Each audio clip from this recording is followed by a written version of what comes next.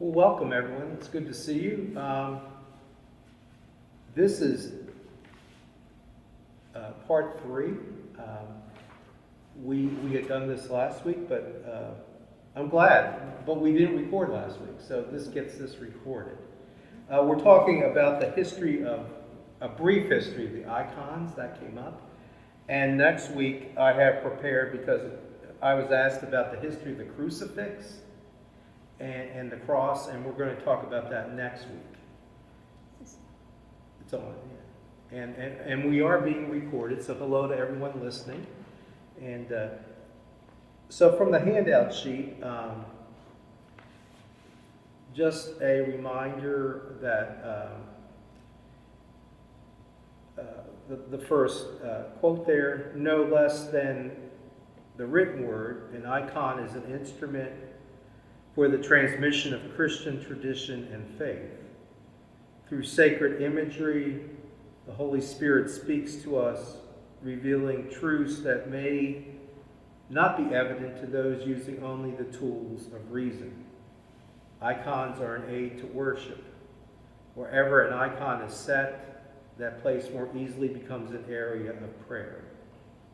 The icon is not an end in itself, but assists us in going beyond what can be seen with our physical eyes into the realm of mystical experience. And so again, when we started talking about icons, we were talking about not just praying with both body and soul, praying not just with our minds, but physically with our bodies, and using our bodies to help form our prayers. And remember, we said an icon is, well, we all have them on our computers. We all call them icons, but they're really a window that we look through. It's not an icon. We don't worship the image, but we're using that image to go deeper into our relationship with God and let God work through us also in this prayer experience. So the icon, a simple definition, it's a window, but it's also a gateway for God to work through us and a gateway for us to experience God in a deeper way. I know there's often some of our more evangelical friends would say, well, you're worshiping, using an icon, you're worshiping an image. Well, we're not worshiping the icon, we're using the icon as an instrument to assist us in deepening our relationship with God.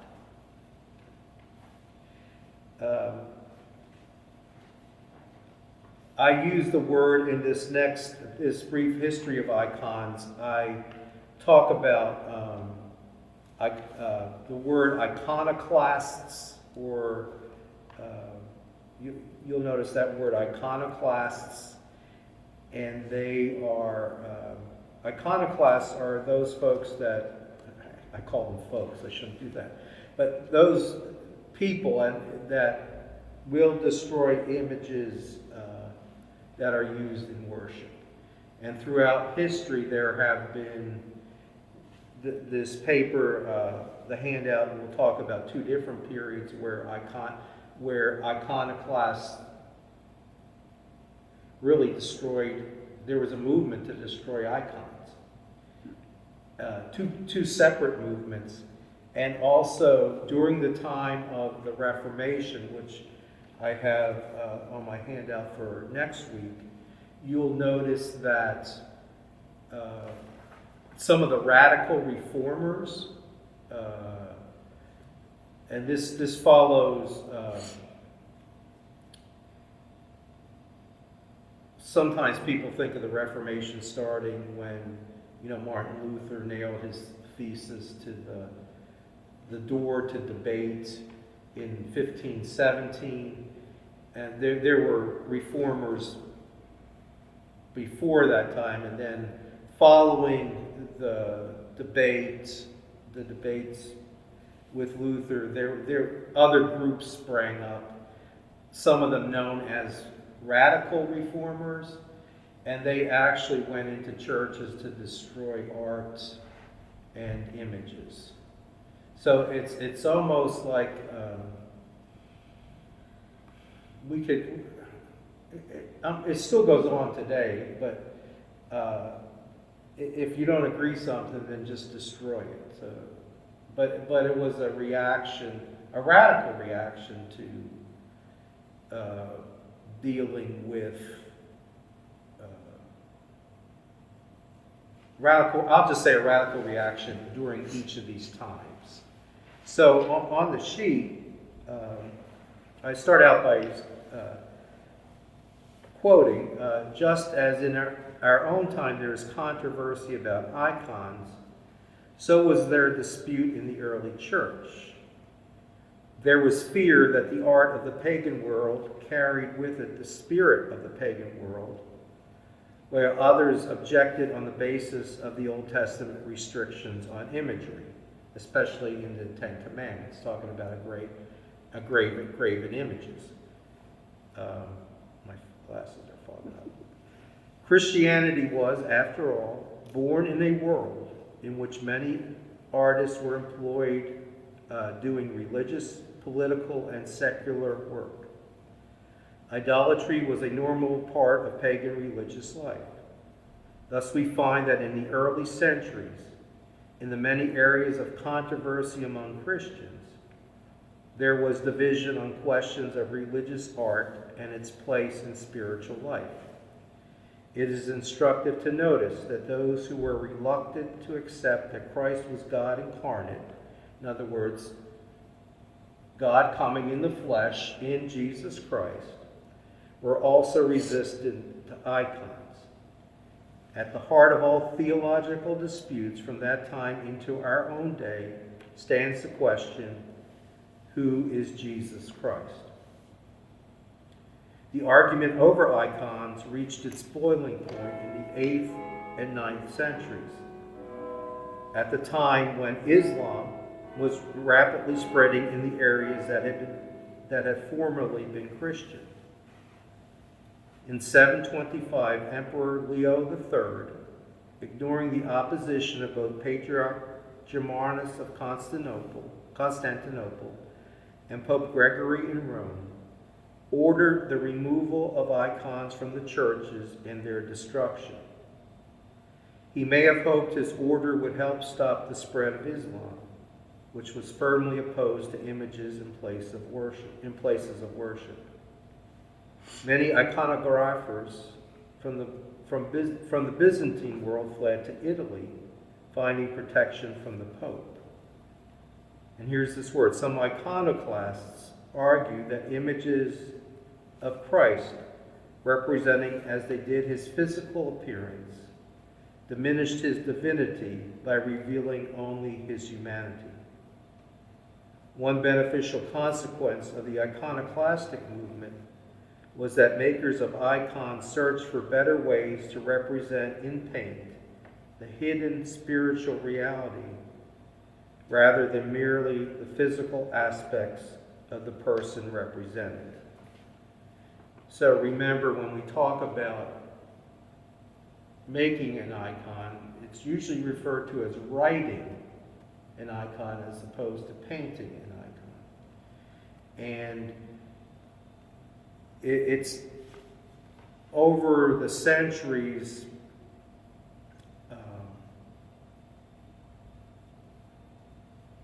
those making, or the iconographers, those writing icons, get very specific as to the use of colors, and also very intentional, making sure that the image sort of, when you look at an icon, the image sort of looks beyond you. I don't know if you look at St. Francis, the icon over the credence table, St. Francis almost appears to be looking through you. It's different from just like if someone painted an image of St. Francis, it would be different from the icon that's hanging over our credence table. But this developed over time, the intentionality about what the icon represents and the effort for the icon to draw you in. I don't know if I would call it an invitation. I'll say the invitation of the icon to come deeper into yourself and deeper into God.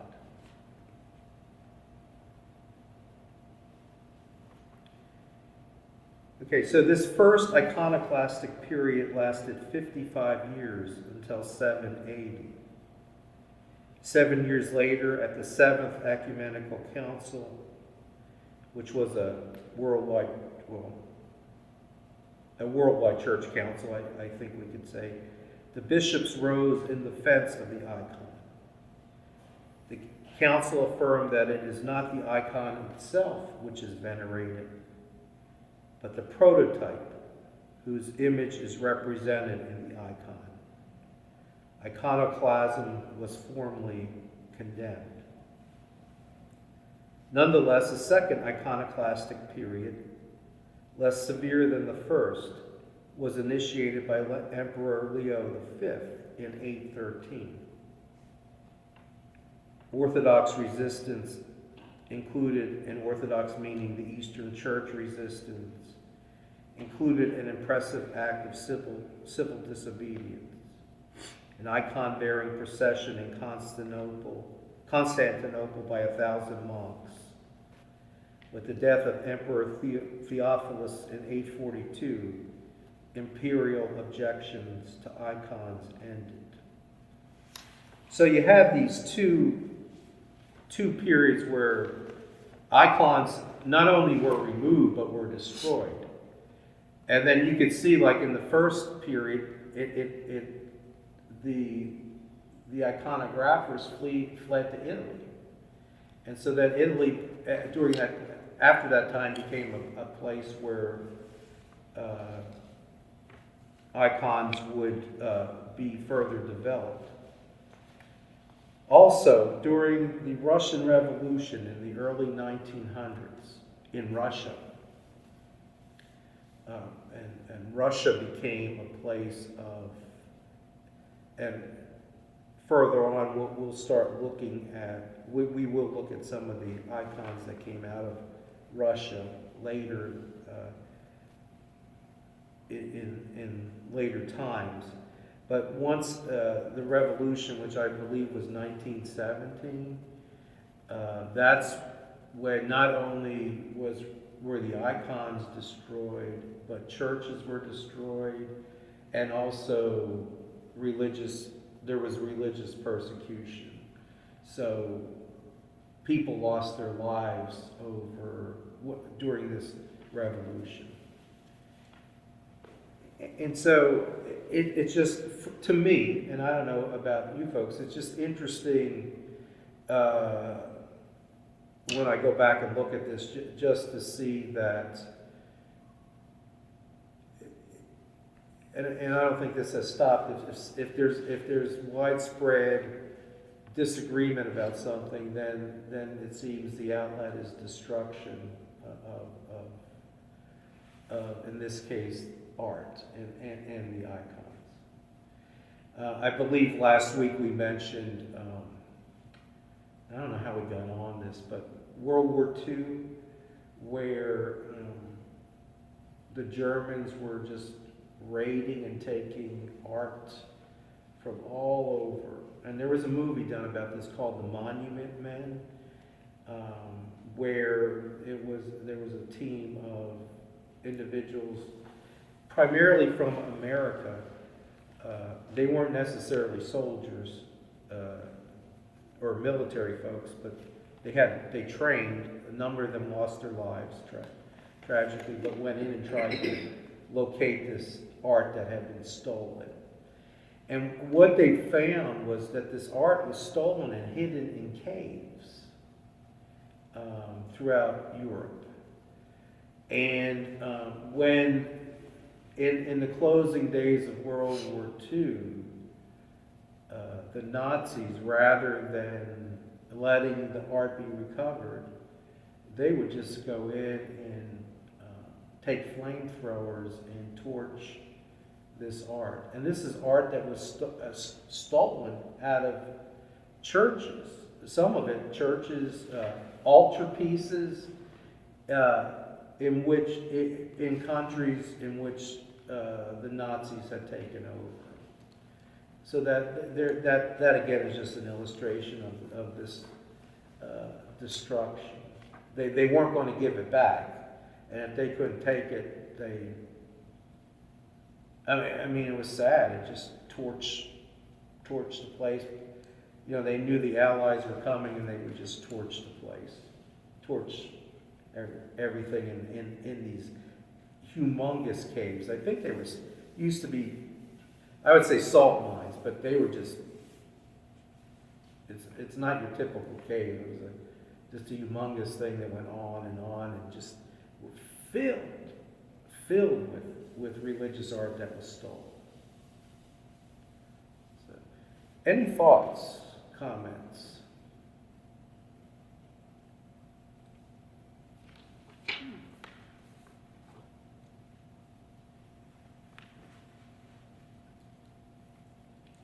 I know that the question had come up about the history of icons, and so I wanted to just, throw this out, and because this the iconoclasts then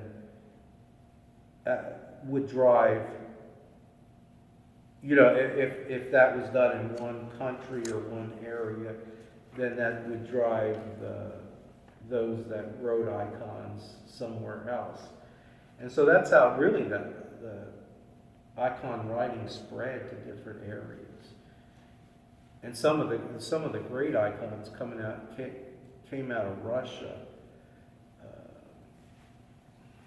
and I can't recall the dates, but it was after these two periods.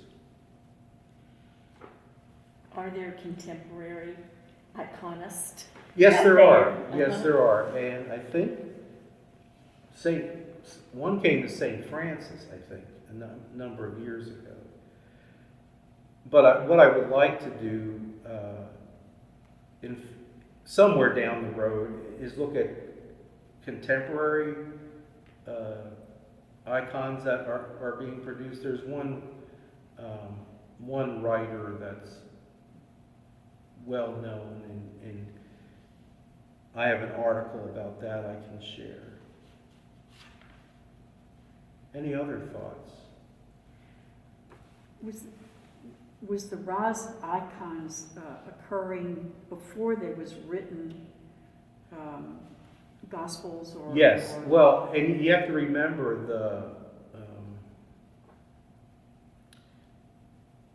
there was a lot of illiteracy because only certain classes of people were educated.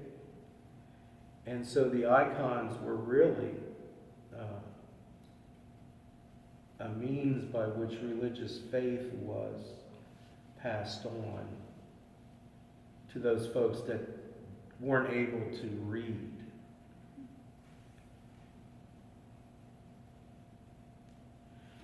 Are the symbols of the various, particularly the Protestant churches that we see on their church signs, the Episcopals have a symbol and the Methodists have a symbol, the Lutherans and so forth, are they considered icons? No. No. Excuse me. Icons really are produced, icon is written over a period of time, and it's really produced surrounded with prayer and worship. So a modern example of that would be when I was at St. Mary's doing my deacon internship, they had an icon writer come in, but she came in for like 5 days.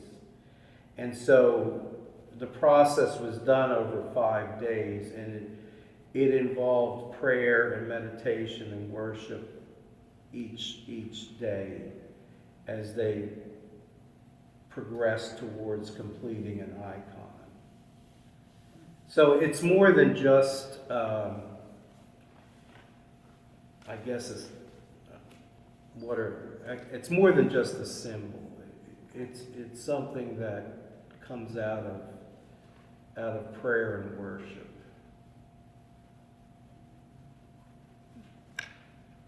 When I was in Moscow adopting Miriam, she was 3, and we were there for over a month waiting for the adoption to be finalized. And we took her to a market that they had there, and they had tables set up with everything, handmade crafts and things and whatever. And while we were walking around with her, of course, she didn't speak English, we didn't speak Russian, and we couldn't speak to any of the people at the market because they didn't speak English. And Miriam kept going back to this icon that was on a table that was for sale, and she went over and touched it, and then we walked off and went to do something else, and then when we were walking past, she went back over and touched it again, and it was just like $5, so I bought it and brought it back with me, and I'll bring it in so you can see it. Okay, yes, please do. It I really have it's on wood, but I have no idea where it came from, or, I mean, it's got Mary and baby Jesus on it. But anyway. But notice the child, how old was she?